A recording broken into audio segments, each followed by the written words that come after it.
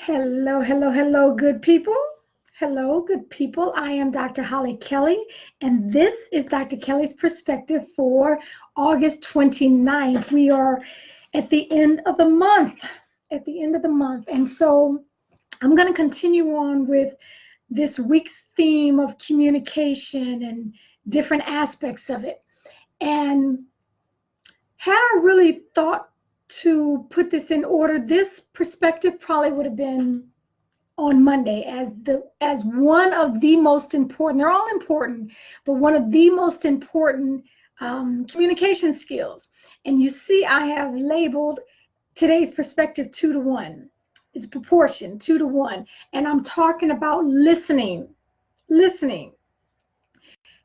You know, so often when we say communication, we automatically think about what's coming out of our mouth and how it's being received.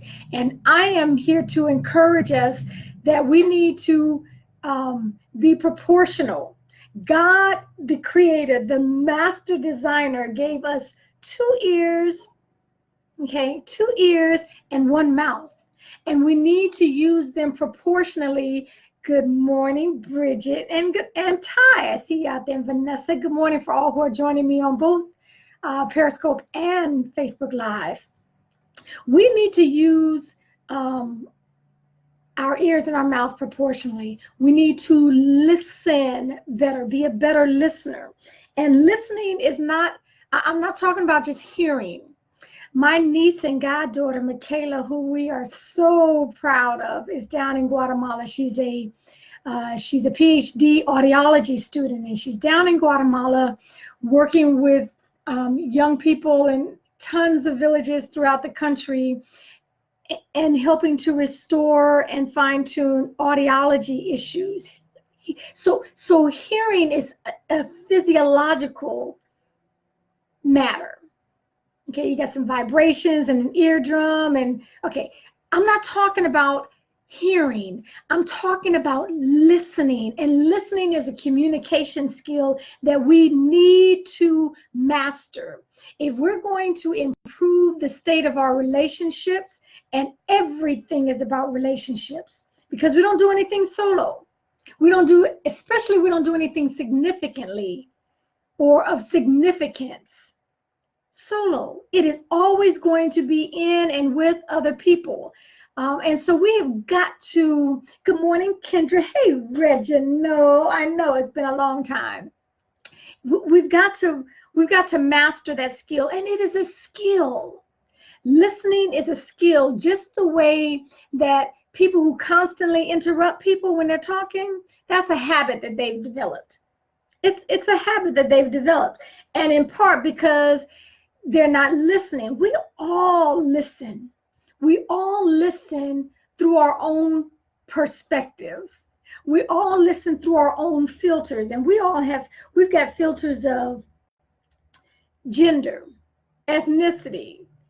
Our background is a filter. Our experience, our previous experiences are filters. Our biases, our prejudices, and our biases are all filters, and that's how all of us listen. If we're going to become a better communicator for anything, in our marriage, on our job, with our children, fill in the blank. If we're going to become a better listener, we have got to suspend our filters. It's sort of like we have to pick them up, put them on the shelf, and leave them there for a moment as we listen to what the person is saying. 2-to-1, listen. And too often we're trying to get ahead to what our response is going to be. Those are distractors. When you're speaking to me and I'm listening to you, that's an investment. Okay? When people take the time to listen to you, they are investing in you. And I'm not talking just because you're sitting there and every once in a while you might nod or to show them that you're still there. If you are concocting your next response, if you are preparing your alibi and your defense, you have not been listening. And again, it is a skill. And it is not an easy one. It is not an easy one. Again, we all have all these different filters that we're working with. We have agendas that we're working with. But if we're really intent on listening, if we are intent to listen and invest in the person sitting before us, that phone can ring off the hook. I'm not going to answer that. When I've got a living, breathing body in front of me, that's not about to happen. That phone, you hear the beep and you got a new text or you got a new Facebook alert coming through and you trying to peep, go on, I got you. No, you ain't got me, because your attention is divided. It's divided. And so so we just need to stay aware of the distractors. I'll put it like that. This is one of the Covey principles from old school 7 Habits of Highly Effective People. And this is, I think, one of my favorite. They're all good, but this has got to be one of my favorite because I see over and over and over again, I'm a person who desires and hungers to make a difference in lives. I can't do that, first of all, trying to be a know-it-all, but I absolutely cannot do it if I'm not going to seek to understand first, then to be understood. When I am intent, when I am deliberately and on purpose listening to you with the idea to understand from your perspective where you're coming from, I've made an investment in you. The relationship has to get better. It has to become more intentional because I've invested by listening without distraction. And every time a distractor comes in, like, oh, I need to say that, or oh, yeah, that's going to be good. I got that. And I'm ready for this. As soon as she breathes, I'm jumping in. Okay, distractors have ruined the communication. They've ruined the communication. And so there is an old proverb that is attributed to the Cherokee Nation that says, if you listen for the whispers, you won't have to hear the screams. If you listen for the whispers, you will not have to hear the screams. And to me, I've always taken that and held it close, because anytime something goes wrong, horribly wrong, I mean to the left and downhill quickly, and then they start interviewing people as to what they knew and what they missed and any clues that may have been lying around. People say, oh yeah, now that I think back, oh my goodness, I don't know how I missed it. It was just a one-liner, or it was just a simple look.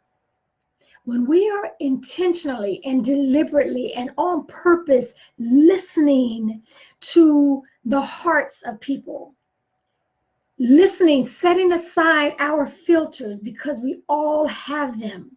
I named just a few of them, but we all have them. When we set them aside long enough to truly invest and listen to what is going on, listen for what is not being said. Okay, because sometimes that holds the whisper that could prevent the scream. So I just believe that we need to be more intentional and be proportionate. God knew what he was doing. He knew what he was doing when he gave us 2 ears and one of these. 2 ears and one of these. Even those, if you were to think back to people who have meant the most to you and you felt most supported by them, a lot of times when you're describing their characteristics, you will say, oh, they always listen to me. They just listen to me. Sometimes when I'm talking to my daughters and they start a conversation, I say, okay, you want me to just listen? Because then I'm preparing myself. I don't need to come up with no wise sayings. I don't need no wisdoms. As a matter of fact, one of my daughters will tell me very quickly, okay, I don't need Dr. Kelly's perspective right now. And I already, no harm, no foul. I already know what that means. I need to be in listening mode. Just listen. So that is my challenge to you, especially those who are in positions that do a lot of talking and a lot of teaching and coaching and training. Back up and be intentional about a 2 to 1 and use them in direct proportion. Okay, that is my offering to you today. That is my challenge to you today that I take up on my own. And until next time, take real good care of yourselves.